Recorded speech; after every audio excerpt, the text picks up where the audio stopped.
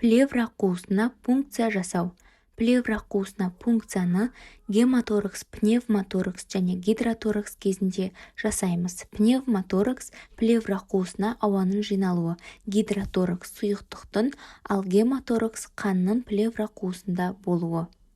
Пневмоторакс кезінде пункцияны бұғана орта сызығымен екінші және үшінші қабырға аралықта жасаймыз, ал гидроторакс және гематоракс кезінде 7 және 8 қабырға аралықтан қолтық артқы немесе қолтық орта сызығы бойымен жасаймыз.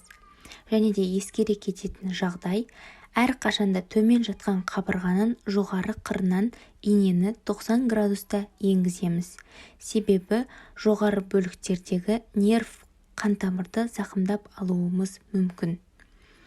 Ең бірінші біз рентген суреттен сұйықтықтың жоғары шекарасын анықтаймыз.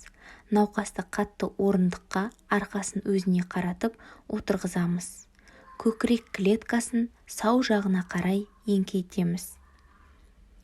Артқы қолтық асты сызығы бойынша 7 және 8 қабырға аралықтан тесу орнын анықтаймыз. Қолғап киіп, ота аймағын антисептикалық ерітіндімен өңдейміз. Новокаин 0,5% 2 мл теріні және тері астыны жансыздандырамыз. Егу орнын сол қолдың сұқ саусағымен анықтап, төменгі қабырғаның жоғары қырымен резиналық түтік кигізілген инені теріге, тері асты клетчаткаға, бұлшық етке, плевралық париеталды жапырақшасына енгіземіз.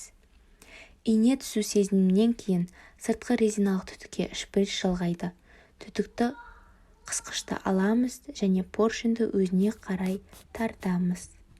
Шприцті алар алдында түтікшені қысқышпен қысып, белгіленген мөлшерде сұйықтықты аламыз. Сұйықтыққа сипаттама береміз. Және де процедура аяқталған соң инені тез алып, пункция орнын бетадинмен өңдеп, таңғыш жапсырамыз.